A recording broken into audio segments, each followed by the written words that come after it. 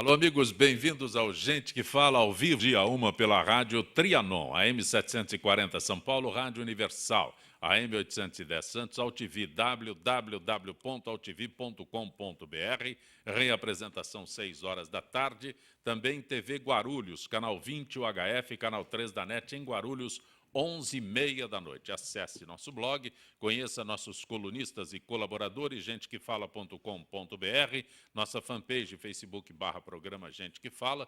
Para você participar, o chat no site da AltV, o WhatsApp é 974012235 e um telefone é São Paulo 1150526622. Hoje, quinta-feira, mais uma edição do Gente do MPD que Fala, parceria do Gente que Fala com o movimento do Ministério Público Democrático, como toda quinta-feira, e quem tornou possível esta parceria, promotor de justiça, doutor Roberto Oliviano. Prazer tê-lo aqui, doutor Roberto. Prazer é meu, Zancopé, e a todos que nos ouvem, nos veem, e os queridos componentes de bancada, Roberta Roça, Lúcia Bludeni, Ricardo Gamal, nesse programa, no dia em que está começando o ano, né? No Brasil, o ano não começa depois do Carnaval. Então, hoje é o início do ano, né? Que tenhamos aí uma jornada bastante produtiva, de debates produtivos da sociedade consciente dos seus direitos e deveres. E é um prazer estar com vocês. Quem pode confirmar se o ano começa hoje é o economista Ricardo Gamal. Tudo depende, né, do ponto de vista. Prazer tê-lo aqui, doutor Gamal. Boa tarde a todos, é um grande prazer sempre estar aqui, né? Disse sempre que o ano começa depois do Carnaval, né? As pessoas até dizem que às vezes começa até na segunda-feira depois do Carnaval. No Congresso Nacional vai ser só na semana que vem, né? Mas, de qualquer forma, nós esperamos que esse ano seja um pouco melhor, embora a gente saiba que a política econômica do governo continua a mesma ainda, né? Política de juros altos, que a gente sempre vai condenar aqui. Doutor né? Gamal, o senhor insistentemente tem dito aqui no Gente que Fala, gente do MPD que fala, sobre juros pagos pelo governo, né, e que não são computados, não aparecem nas contas do governo. Só agora os economistas estão fazendo comentários sobre isso às vésperas de apresentar, de se aprovar um novo orçamento. Agora é que começou, o que o senhor tem dito já há bastante tempo aqui no programa, agora que se começou a falar que ninguém toma conhecimento do que se paga em juros. Na verdade, o que acontece é que nas contas aparece, sim. Sim. Até obrigatoriamente aparece. Perfeito. O que não acontece é que ele não é computado no cálculo do superávit primário. Sim. Né? Ou do superávit primário, que é realmente a economia que faz o governo para pagar juros. O senhor é técnico, eu sou só curioso, então é por isso que eu digo que não aparece. Mas, na verdade, o superávit primário é a diferença entre receita e despesa do governo antes de se pagarem os juros, né? Que é um absurdo. Acho que essa conta tem que ser feita de uma forma geral e o cálculo dos juros devem participar também nessa conta, né? De forma que o governo paga os juros independentemente de quanto sejam para o setor financeiro. A questão não é pagar os juros, a questão é pagar os juros altos, né?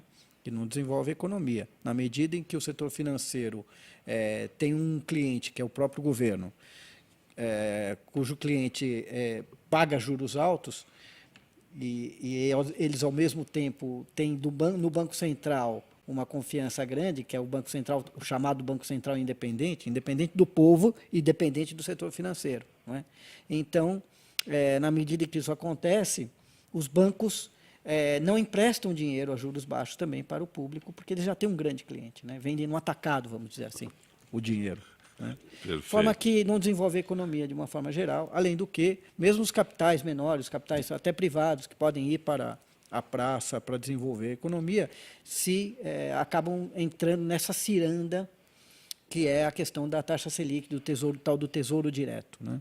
Então, a economia vai ficando cada vez com menos dinheiro na praça, o que torna a recessão inevitável. Por isso que a continuação disso é a continuação do desemprego, será a continuação da recessão e, portanto, se essa política econômica não mudar urgentemente, a continuação do desemprego é inevitável, né? E da inflação também. Perfeito. Da inflação também. Por quê? Nossa, mas os juros, todo mundo fala, né, que os juros altos iniba a inflação, né? Fazem com que Sim. a inflação caia. Mas isso não é verdade, porque, na verdade, quando você tem os juros muito altos, o consumo cai de tal forma que, lá na frente, a produção também vai cair. Porque o empresário que não vendeu, o industrial que não vendeu, vai reduzir a sua produção também, não é? E vai acarretar o quê? Menos produtos na praça, o que vai fazer com que a inflação também suba pelo lado da oferta e não da demanda. Perfeito. Doutora Roberta Roça, prazer tê-la aqui. Prazer, obrigado mais uma vez, Encopé, pelo convite. É sempre um prazer aqui debater com vocês. Também a doutora Lúcia Bludeni, conselheira da OAB São Paulo, muito bom tê-la aqui. Muito obrigada mais uma vez pelo convite. Hoje estou tendo o prazer de estar com o doutor Liviano, que é, vamos dizer assim, uma bandeira que ele levanta do MP Democrático e que a gente acompanha por todas as mídias sociais, enfim, e pelos meios formais também. Muito obrigada pelo convite mais uma vez. Doutor Liviano, agora, Instituto Não Aceito Corrupção, doutor Liviano. Pois é, essa é a bandeira que nós temos que erguer permanentemente, né? E é um desafio que nos instiga, né? Convido todos os nossos telespectadores e ouvintes a acessarem a nossa página no Facebook, curtirem, compartilharem. Para você combater a corrupção, o pressuposto elementar é a mobilização das pessoas e a consciência da gravidade deste problema. O Instituto Não Aceito Corrupção trabalha em cima desses elementos.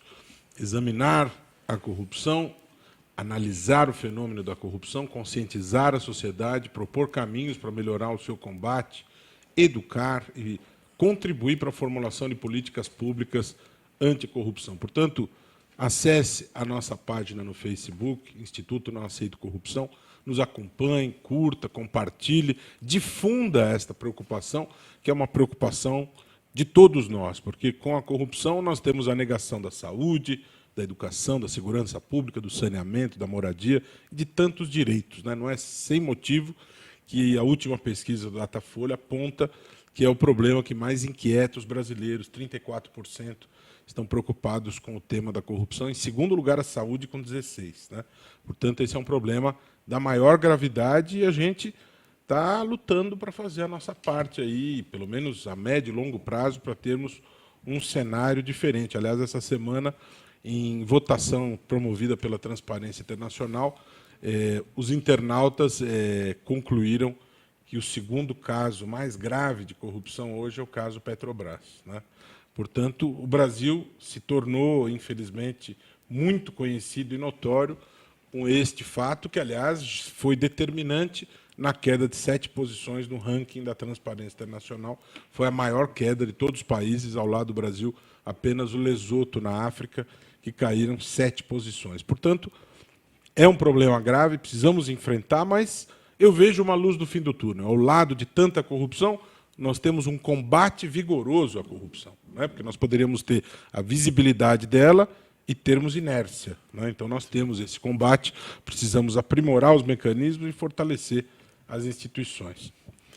À frente da Controladoria Geral da União, antes e depois de sancionada a Lei Anticorrupção, o ex-ministro Jorge Raggi diz que o perdão de multas às empresas pelo acordo de leniência e a permissão para que continuem participando de licitações públicas não configura anistia.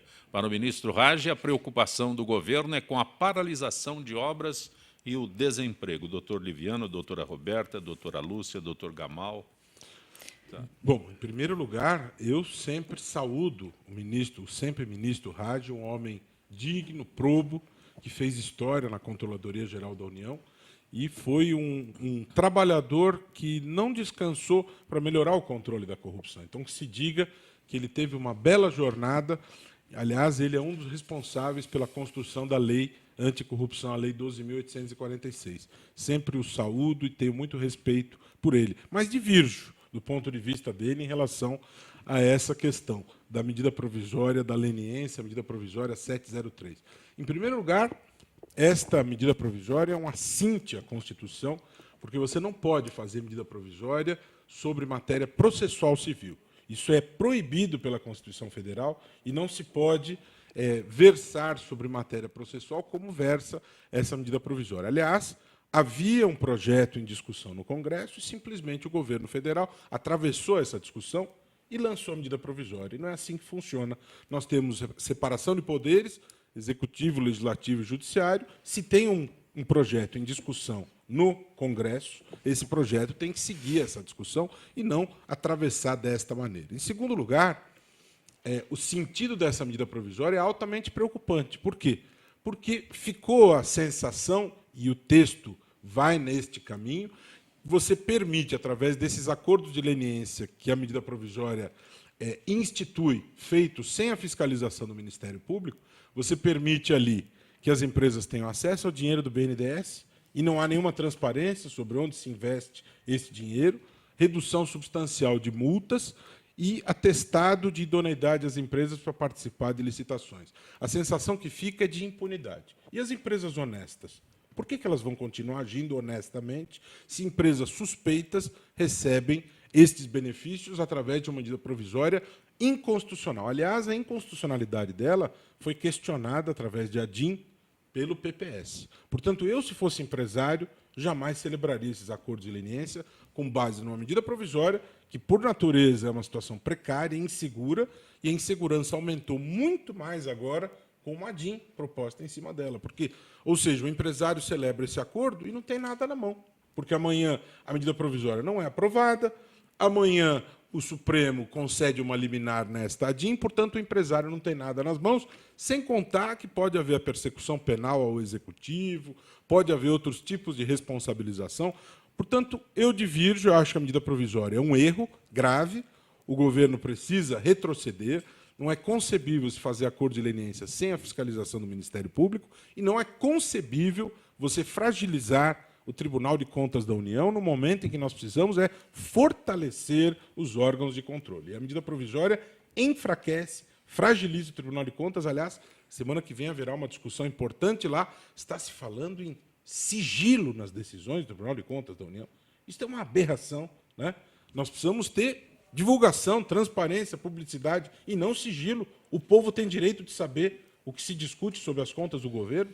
Todas as pessoas têm esse direito. Você só pode ter sigilo em assuntos da intimidade das pessoas. Contas públicas é um assunto de interesse público. Então, é inadmissível pensar isso. Há uma perspectiva de discutir esse assunto na próxima semana.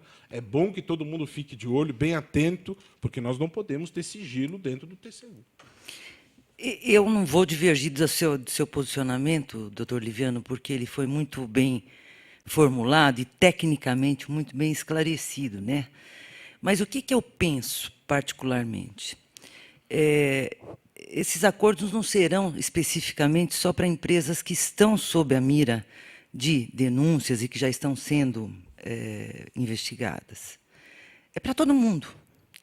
E eu acho que, às vezes, é um mecanismo que a própria controladoria se utiliza nesse caminho da transparência, para tentar fazer com que mais condutas de empresários que não estejam dentro do rol da licitude venham à baila, para que, com isso, definitivamente se dê ao país uma sensação de que, olha, nós estamos, de fato, lavando a roupa suja. Então, nós estamos dando essa oportunidade para quem tem problemas, para que, definitivamente, mostre onde estão esses problemas, onde há o problema. Nós vamos fazer esses acordos, e nem por isso nós vamos prejudicar as contratações futuras, enfim, a vida empresarial. Porque a vida empresarial, eu não estou aqui a defender que esse é o caminho correto, ela demanda inúmeras famílias que estão dependendo também daquele emprego e pela própria economia como um todo. A minha grande preocupação é a seguinte: nós somos da família forense, nós estamos em busca das transparências. Eu acho que eu sempre digo aqui que a família forense está agindo nesse sentido, de trazer à baila valores para a própria sociedade brasileira que estão perdidos, que é o da honestidade, em primeiro lugar. Mas nós também não podemos paralisar as atividades das pessoas e do país e das empresas. Como é que você vai fazer com que essas duas situações que são antagônicas se equilibrem? Se me permite um comentário, se o objetivo é esse, Qual o fundamento de não permitir a fiscalização do Ministério Público?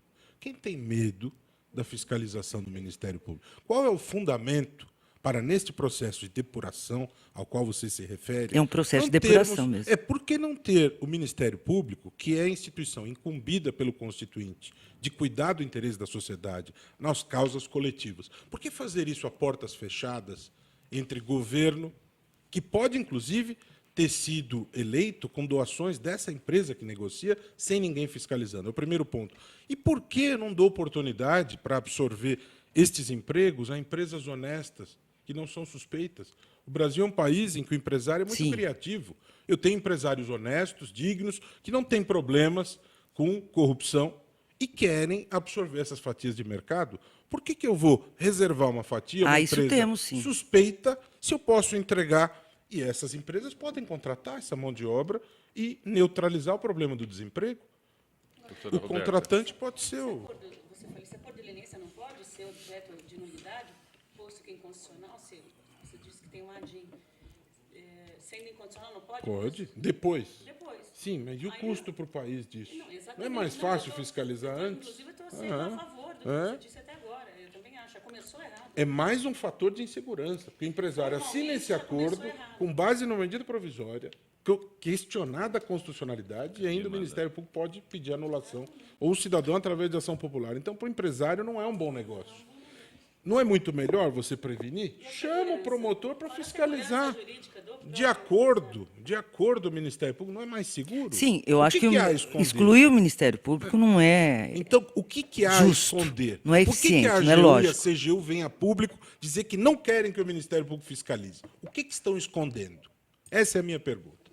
O que está se escondendo? Até porque, quando há de você escuso fala aí? que nós temos empresários honestos, probos, e que estão em busca, inclusive, de financiamento para poder expandir seus negócios, isso é claro, isso é correto, e com essa parcimônia que existe, é uma concorrência desleal, porque esse honesto não tem acesso a esse recurso. Isso E aí lesa a você livre fica concorrência. fazendo essas leniências, acordos de leniência. O problema é que a gente não pode só ter o foco na questão da legitimidade ou da honestidade.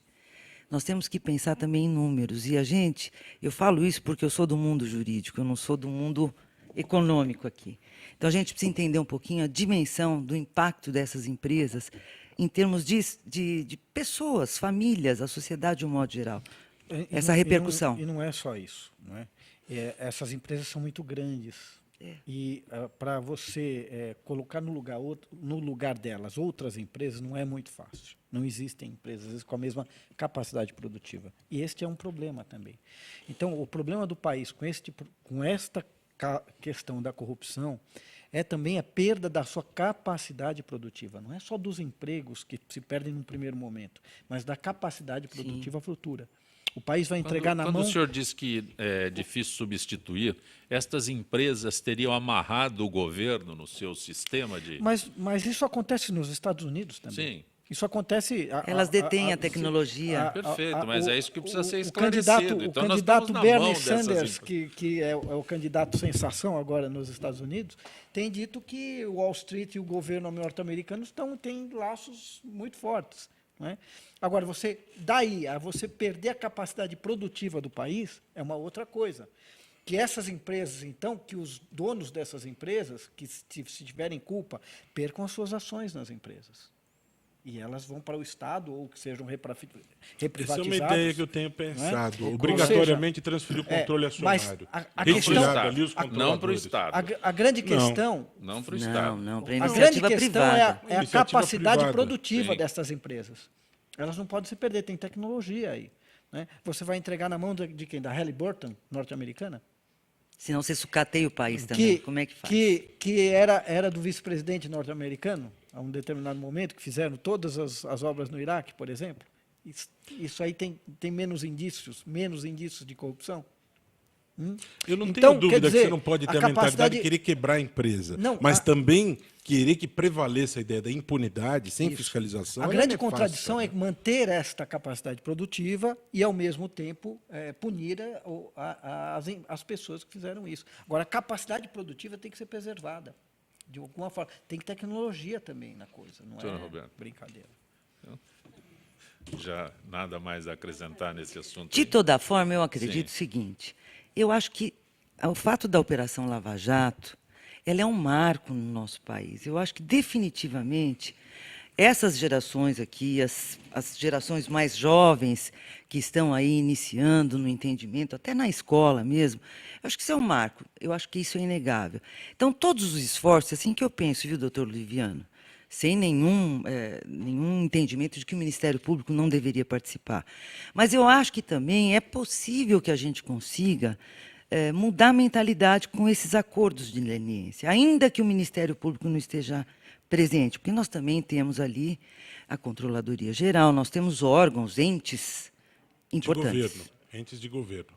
Mas, Suspeitos. mas, de toda forma, nós temos muita gente de carreira lá dentro, Não, muita eu gente sei, honesta. sim, mas é a cúpula é este o cargo de aspecto que o doutor, confiança. este é o aspecto que o O doutor controlador Liviano... ele é demissível a qualquer tempo. O AGU é demissível a qualquer tempo. Tem gente de carreira na base, sem dúvida, mas a cúpula é de governo. A CGU não é órgão de Estado, é órgão de governo. Eu concordo, mas Então eu você acho que não tem nós temos que independência. dar um crédito à nossa população, ao cidadão brasileiro, até aquele que está lá em cargo de confiança. Se não fosse assim, vamos pensar no próprio Supremo Tribunal Federal. Como é que eles são indicados? Como é que eles chegam lá? Mas não é importante ter uma fiscalização independente? É. Isso eu concordo. Esse é o ponto. O Ministério Público teria que Participação do estar Ministério previsto Público, aí. com certeza, é importante. Necessária. Necessária e importante. Não é? Agora, a questão da capacidade produtiva é que me aflige, né? Me aflige muito essa questão da capacidade produtiva, que é muito importante. Essas empresas detêm tecnologia vou usar- de construção, né? vou usar De como construção- leigo. De Vou usar- construção, ó. inclusive, em alto mar. Perfeito, mas, Para doutor Gamal, extrair o petróleo do pré-sal. mas para quem é leigo, eu sou leigo. Construção no Guarujá de triplex. Isso. Ah, mas Não é- aquilo ali é não em cafezinho alto pequeno, mar, é em gente. baixo mar. Proporcionalmente a tudo que a gente está vendo, gente, aquele triplex, aquela reforma, fica até É verdade. Al Capone, medíocre, Al fica Capone- até medíocre. Al Capone foi preso por sonegação de impostos. Se você pensar assim, também era medíocre. Não, eu não tô, vamos lá, eu não tô, eu tô só dizendo que proporcionalmente ao tamanho dos escândalos e do volume de dinheiro e da forma, da triangulação como esse dinheiro, sabe, fez para chegar às mãos dos corruptos. Mas, A doutor reforma é Gamal, uma só- coisa O impacto na pequenininha. economia é muito importante. Mas, doutor né? Gamal, só Porque o se a que gente pensar bem... o que parece, eu estou me colocando, o senhor é técnico e eu sou leigo. O que me parece é que, por conta destes empregos que a gente não sabe onde está, por conta destas grandes empresas com tecnologia que a gente não sabe qual é essa tecnologia, é permitido tudo. Então, afasta-se Então, o Ministério a questão- Público. Primeira coisa, não, Ministério Público, é melhor que o senhor espere aqui. Vamos ver o que acontece ali. Se houver tempo, a gente chama Não, o senhor. Inclusive, se nós não pagou 2 negamos milhões isso. e meio para uma Mas nós não, consultoria que não se negamos, sabe qual serviço. não negamos Não, que é uma contradição filho entre a do- punição e a Isso, capacidade isso, produtiva. isso. É esse só o aspecto. É preciso encontrar uma É este o saída para que não aspecto. se perca, uma saída também para que não se Porque perca. o senhor usou a porque- palavra, o senhor usou a palavra que todo mundo esquece, que é a punição.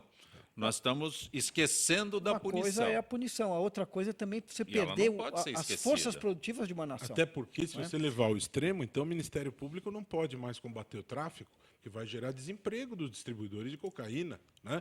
Não pode mais processar os assassinos de aluguel, porque vão ficar desempregados. Então, essa questão do emprego, ela é complicada. Mas Inclusive, eu não estou falando a questão do emprego, na estou falando uma convenção- coisa ainda maior, que é a questão da capacidade produtiva Que é o nosso e parque tecnológica. industrial, é o Mas parque veja, Não é? industrial mesmo. Além dos empregos, eu vou só além dos pequeno- empregos. pequeno comentário. Emprego por si só, a qualquer custo, não é A bem assim. Convenção da OCDE, na qual se baseia a Lei Anticorrupção Brasileira, no artigo 5º, diz expressamente: não se pode deixar de punir a corrupção com o argumento de dano à economia.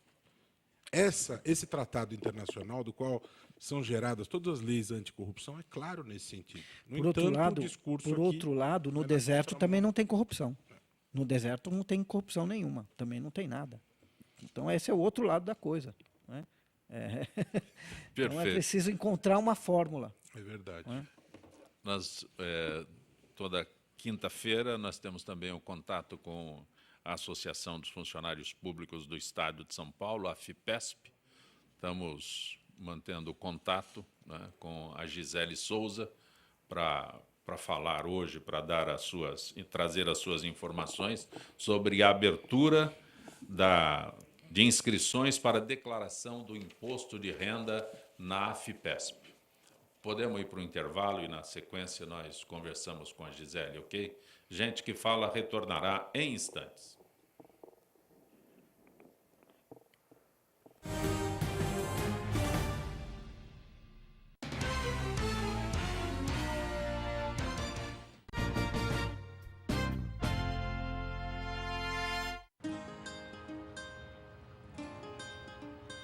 Todas as espécies da Mata Atlântica dependem da água para sobreviver. Infelizmente, nem todo rio está para peixe. A qualidade da maioria dos rios nunca foi tão ruim. Mas existe uma espécie que está nadando contra a corrente para mudar essa história. O nome da espécie é Rafael, popularmente conhecido como Rafa. O Rafa possui hábitos diurnos e gosta de andar em grupo. Ele contribui pela limpeza da água dos rios no estado do Rio de Janeiro, seu habitat natural. Eu sempre tive uma relação com a água muito grande. A água ela é muito importante. Eu observar a possibilidade de uma melhoria da qualidade de água do local onde eu vivo é uma oportunidade muito grande para mim de crescimento e de realização. O projeto Observando os Rios é um programa que ele busca voluntários para analisar um ponto de um determinado curso de água e, a partir daí, fomentar um banco de dados virtual de acesso ao público. Só de você fazer qualquer tipo de sensibilização com um indivíduo, você já deixou um legado. Aquela pessoa, ela é um potencial educador, a gente já ganhou com isso. O Rafa é uma espécie fundamental na proteção dos rios da Mata Atlântica. E você, está no mesmo barco? A sua espécie já está catalogada? Acesse gpsmataatlantica.org.br e conte o que você faz pela Mata Atlântica.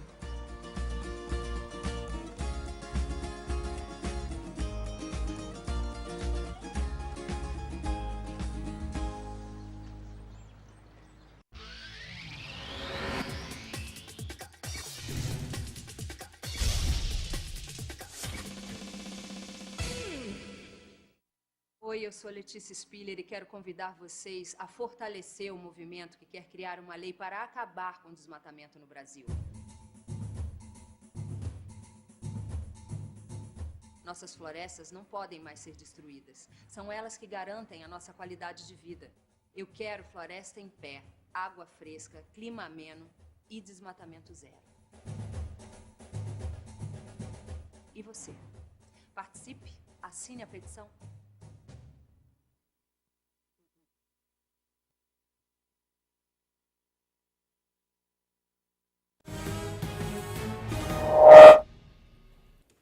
Gente que fala pela Rádio Trianon, AM 740 São Paulo, Rádio Universal, AM 810 Santos, AltV, www.altv.com.br. Quinta-feira, a participação da AFIPESP, Associação dos Funcionários Públicos do Estado de São Paulo, conosco a Gisele Souza, do setor de eventos.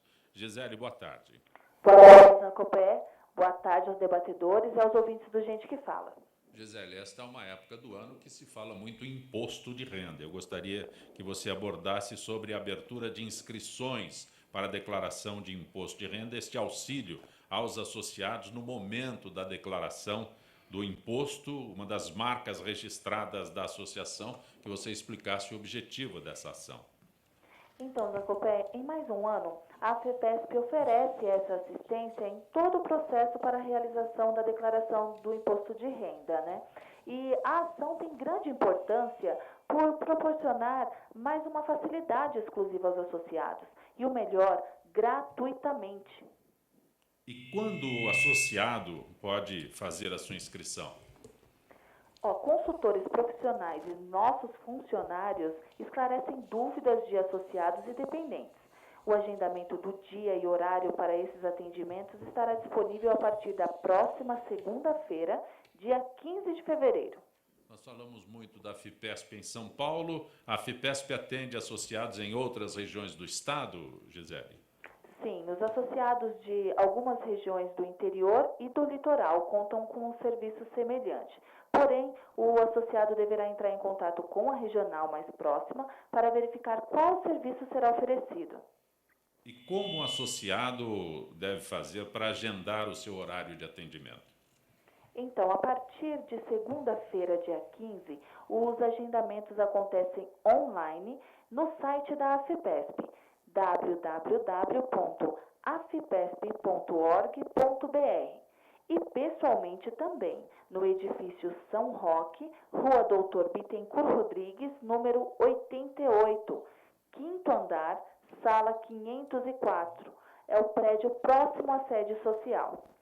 Caso o associado tenha dúvidas, basta encaminhar e-mail para impostodrenda@afipesp.org.br.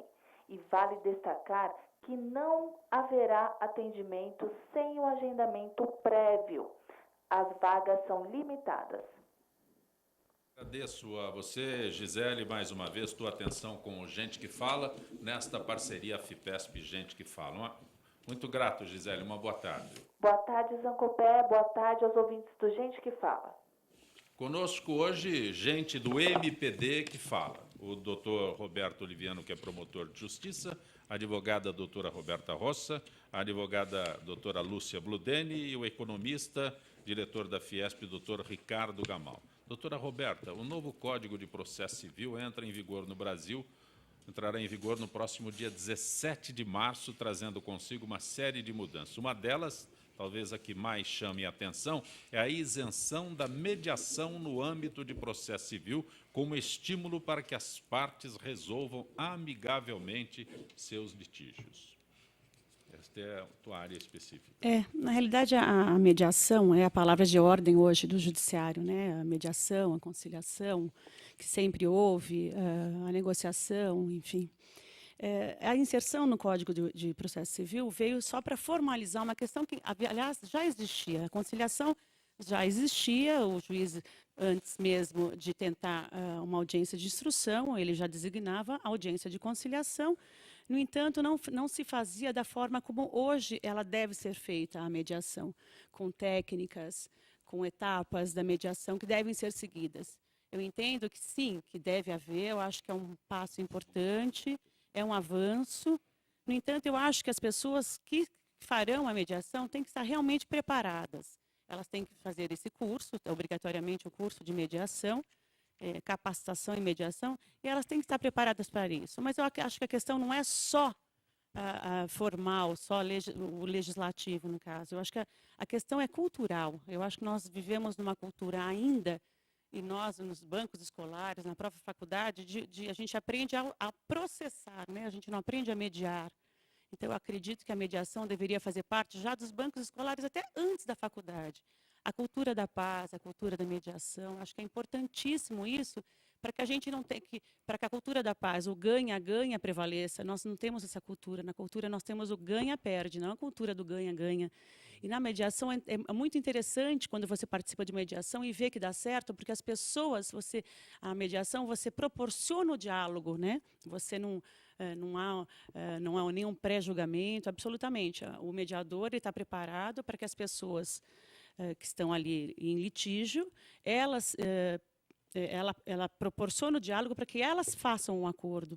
E quando elas propõem, elas conversam e chegam a um acordo, elas têm realmente a sensação de que as duas ganharam de alguma forma. Porque, às vezes, não é nem dinheiro envolvido, às vezes é uma desculpa. Muitas vezes, na mediação, um simples pedido de desculpa sana todo um problema, às vezes não é nem questão de dinheiro. Então, eu acredito que tem que se preocupar mais tempo com a mediação, embora a demanda seja enorme. Nós temos aí 100 milhões de processos, 25% só em São Paulo. Nós sabemos dessa loucura que é que o tribunal abarrotado de processos, a demanda é muito grande, mas ainda assim eu acho que é um avanço, eu acho que isso veio realmente para diminuir e não para fazer com que aumente ainda mais, mas eu acredito que muitos advogados, muitas pessoas não acreditam na mediação, acho que ela vai continuar sendo uma audiência de conciliação como já existia, porque até as partes elas podem, de repente, não conciliar. Se elas quiserem não conciliar, elas manifestam, e o juiz não marca audiência de mediação e de conciliação. Então, eu entendo que é um avanço, mas eu acho que os mediadores têm que estar preparados para essa audiência. Senão vai virar uma conciliação normal, como era antes, e nada vai ser feito. E quais os profissionais que serão mediadores? Advogados somente? Não necessariamente advogados. Agora, no tribunal, eu não sei qual vai ser o critério, porque agora ele vai ser remunerado, o mediador será remunerado. Me parece que ainda não foi aprovado essa questão, mas acredito que no judiciário serão advogados, mas nem sempre. Eu fiz mesmo vários cursos, e psicólogos fazem, economistas fazem. Eu acredito que não será só para advogados. Tem que ser uma pessoa que não só tenha capacidade jurídica, mas uma capacidade e habilidade para Exatamente. mediação. Muitos psicólogos se dão muito bem, psicólogos se dão muito bem com essa questão da mediação. Mas é necessário seguir, sim, todas as etapas, as técnicas da mediação, para que tenha êxito na audiência. Importante. Um avanço. Da AGU também, né? Com os acordos que eles querem fazer. Por baixo dos panos. Tá certo. Sem fiscalização. Tá certo. Liviano, vamos ser um pouquinho mais otimistas com o nosso país, com esse divisor de águas. Eu sou um otimista inveterado. Todo mundo me conhece. Eu sou uma eterna. Aliás, eu sou um defensor do acordo leniense. Eu acho uma coisa muito boa. Acho muito bom. Com transparência, com fiscalização.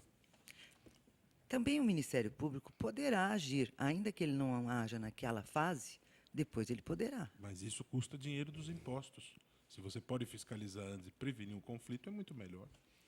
Olha, ainda falta transparência nos tribunais superiores do Brasil, segundo matéria do portal J. No Superior Tribunal de Justiça, por exemplo, as sessões de julgamento não são transmitidas ao vivo, nem é possível gravar ou tirar fotos dentro dos plenários. No mesmo sentido, as notas taquigráficas dos julgamentos dos tribunais superiores não estão disponíveis para o público em geral. Bem, olha, eu acho que, de toda forma, quando não há segredo de justiça, porque aí é impossível que, além das partes e advogados, não é possível que outras pessoas tenham contato e nem tenham ciência, eu acho que a justiça, nesse aspecto, embora essa notícia se refira especificamente ao Superior Tribunal de Justiça, a gente hoje tem a TV Justiça, que é um canal de informação bastante amplo para a sociedade, para o Brasil todo. E são praticamente 24 horas no ar, né? Não é que eles só façam transmissão de julgamentos, eles têm outros tipos de atividades. Eles têm questões de multa, tem toda uma programação. De toda forma, a meu ver, eu acho que a gente já evoluiu muito nisso. E se o Superior Tribunal de Justiça, por uma decisão interna dele, tem essas limitações, é importante rever essa situação. Lúcia, quando a gente quer o extremo, a gente quer que se abra a câmera em todos os momentos. É este o detalhe. Então, quando se proíbe determinadas ações, a TV aberta ali, determinadas ações, as câmeras fotografando. Então, eu, como jornalista, eu quero ter acesso a tudo. Pois é, mas eu acredito também, faço aqui a minha ressalva, que todas as categorias profissionais, elas têm peculiaridades próprias em que momentos não são possíveis. Por exemplo, você vai solicitar um médico que no meio da cirurgia, durante a cirurgia, você quer filmar tudo aquilo, ele vai dizer que ele não quer, que não pode. Então, a gente tem que entender, primeiro, quais são os motivos que levam a uma certa limitação da publicidade. Porque a publicidade haverá de toda forma, né, doutor Liviano, doutora Roberta, porque isso vai para o tribunal, isso vai para o Diário Oficial, quer dizer, as partes e o público em geral terá ciência disso. Se não houver vedação, você pode consultar aquele procedimento aquele processo a qualquer momento, né, como interessado. Então, essa limitação de fotografia que o tribunal está adotando aí, eu não posso dizer com profundidade, porque eu não analisei os motivos e os critérios internos deles. Talvez o doutor Liviano possa falar mais.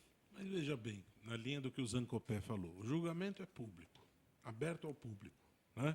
Aliás, é importante lembrar que a Constituição consagra como princípio a ideia da publicidade. E é importante que se entenda que, quando eu digo publicidade, eu não estou falando de propaganda de TV, estou falando de transparência. Isso é um princípio constitucional. Sim. Se a sala é aberta ao público, se qualquer pessoa pode entrar naquele recinto e acompanhar esse julgamento, o que justificaria o impedimento para você fotografar ou gravar aquele julgamento? Não vejo lógica para isso. O nosso problema aqui é que ainda há resquícios significativos de uma cultura de opacidade. Nós não temos ainda o valor da transparência como um valor amplo, geral. Essa semana, antes do Carnaval, a gente viveu lá no Instituto uma questão bem interessante nesta linha. Há um banco de dados no Conselho Nacional de Justiça que congrega informações sobre condenações por improbidade administrativa, né? E nós estamos debruçados sobre isso, que estamos organizando uma pesquisa para analisar esses dados. Interessantíssimo. E me pareceu uma coisa óbvia que qualquer pessoa poderia acessar esse banco de dados. Negativo. As pessoas não podem acessar. É necessário fazer um cadastro. O cadastro é bastante controlado, é bastante restrito. Ou seja, uma pessoa do povo que quer saber o desfecho de um caso que versa sobre desvio de dinheiro público, portanto, a pessoa pagou impostos, ela tem direito, as pessoas têm que prestar contas. Não é tão fácil assim. O Fernando Rodrigues, que, aliás, é considerado o pai da Lei de Acesso à Informação Pública, escreveu um livro muito interessante, chama Políticos do Brasil. O que ele fez? Ele se debruçou sobre a evolução patrimonial de políticos durante 8 anos. Existe uma obrigação do político, quando ingressa no Congresso, ele informar sobre o patrimônio, né? Então, parecia óbvio que você poderia acessar essas informações. São públicas? Nada disso. As informações são segregadas. Elas não são disponibilizadas. É complicado. A Suécia tem uma lei de acesso à informação desde 1766. A do Brasil entrou em vigor em 2012. Então, nós estamos ainda engatinhando nisso aqui. E é necessário que as pessoas saibam a importância que a transparência tem no combate à corrupção. Você não tem combate à corrupção sem transparência. E como o Zancopé falou, transparência radical. Não existem doses de transparência. Ou você tem transparência ou você não tem. Não tem mulher mais ou menos grávida. Ou ela está ou ela não está. Ou você é transparente ou você é opaco. Se o recinto é público, se o julgamento acontece numa sala acessível ao público, por que eu não posso gravar? Por que eu não posso fotografar? Se aquilo vai ser disponibilizado na TV Justiça, que eu concordo, é um instrumento importante para divulgar isso, mas não tem que se colocar obstáculo à ideia da transparência, né? As relações estão evoluindo nessa direção. Uma pergunta, não é? de um leigo, né? Pergunta sempre inteligente, de Ricardo Gamal. Não é? Espero que sim. Com o Ricardo Gamal você nunca fica mal. Não, espero que sim também. Mas, de qualquer forma, a minha pergunta é, muitas vezes pode acontecer que a publicidade de algo que está em andamento, está em julgamento, possa destruir aquela pessoa que está sendo julgada publicamente, financeiramente, economicamente, antes de que ela tenha uma condenação ou uma absolvição. Definitiva. Essa não seria uma questão importante nessa questão do segredo de justiça? Mas esse julgamento... Vou dar um exemplo que todos conhecem, que é a escola de base, por exemplo, que teve a questão da escola de base. Eles foram destruir aquela família que era detentora da escola, dona da escola, foi destruída. Mas, Gamal, os julgamentos são públicos. Os julgamentos sigilosos são aqueles que envolvem a intimidade das pessoas. Se o julgamento é público, não tem como você restringir, né? As pessoas precisam entender que, óbvio, você está em meio a um julgamento, isso vai ter um desfecho, as pessoas precisam ter informação a respeito disso, o país precisa evoluir em termos de educação, de informação, não tem sombra de dúvida. Agora, se o julgamento é público e a sala é acessível ao público, é difícil você justificar barreiras a esse acesso, a essa informação, até porque a própria TV Justiça está cobrindo, né? Ela vai levar ao ar aquele julgamento. Se convier, se estiver dentro da programação, sim. Não são todos os julgamentos critérios que vão internos, ao ar, sim, né? Os critérios internos a gente não... Haverá filtragens, né? E a questão é qual o critério de filtragem, né? As pessoas não têm direito de saber aquilo que se passa nos julgamentos públicos, né? Até a Revolução Francesa, a regra do sigilo. Da Revolução Francesa em diante, a regra é a publicidade, né? Algo a acrescentar, doutor Gamal? Ficou satisfeito? Estou satisfeito. Claro. Mas ele usou uma linha de raciocínio muito boa, que na medida em que você fotografa ou você grava um julgamento que poderá estar sendo desfavorável, sempre será desfavorável para alguma das partes, aquilo se cai na internet, por exemplo, para efeito de imagem daquela pessoa, pode até causar um dano e você ainda não tem uma sentença transitada em julgado. E como advogados que somos, nós temos que defender essa situação da imagem da própria pessoa. Mas eu tenho uma imprensa cobrindo o julgamento, então a imprensa não vai poder dizer o que aconteceu, não vai poder mostrar a imagem do julgado? Vai poder. Claro que vai pode. Poder, lógico. Então... Mas antecipadamente, se você está ali, a sessão não está fechada ainda, é encerrada. E a tecnologia da informação e o próprio celular te permite, a qualquer momento, estar disparando. E aquilo pode gerar um convencimento que, às vezes, não é na linha do que está sendo julgado, pode, inclusive... Mas, doutora Lúcia, estes recursos que a senhora acabou de citar, esses são nocivos.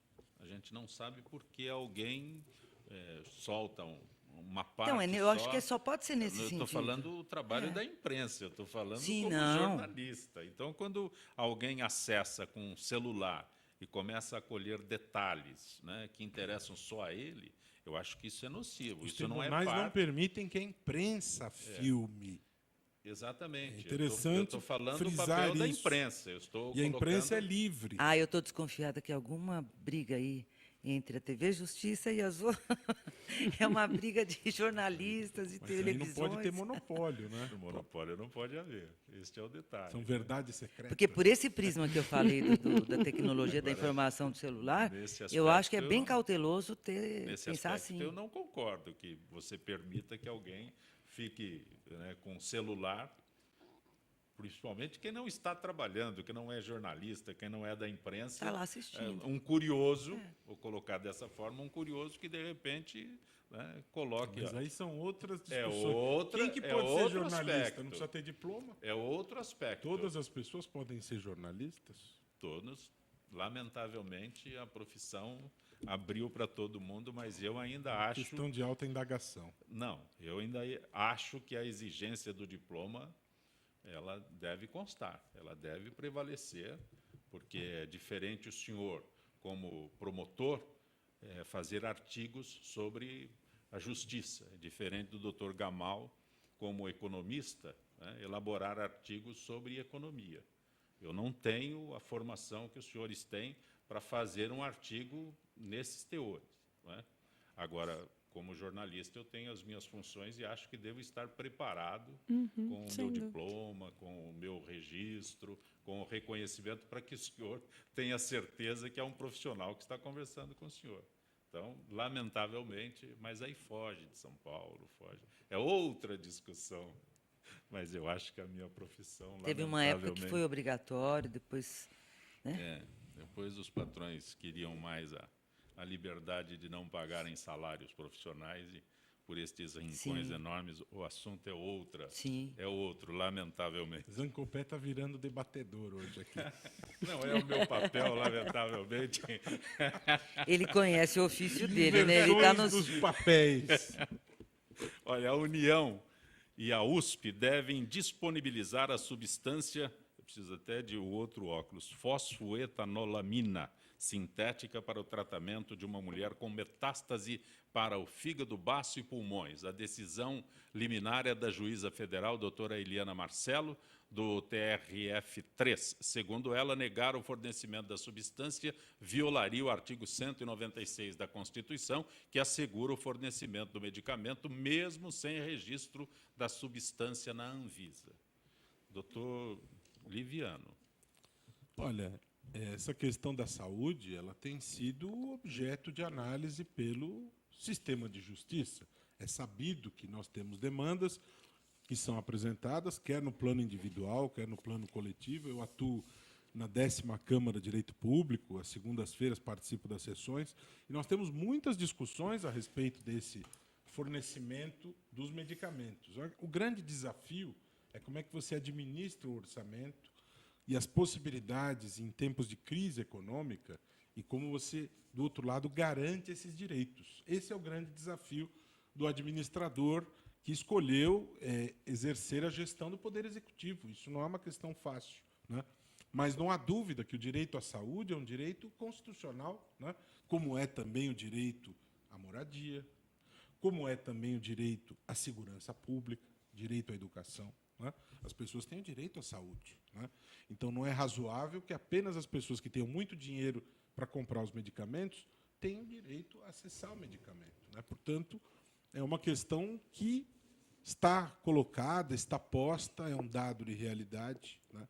E o sistema de justiça precisa ser instrumento de concretização desse direito. Se eu tenho direito à saúde e a pessoa que teve esse direito violado levou a questão à justiça, eu entendo como absolutamente razoável e justo que assim aconteça, né?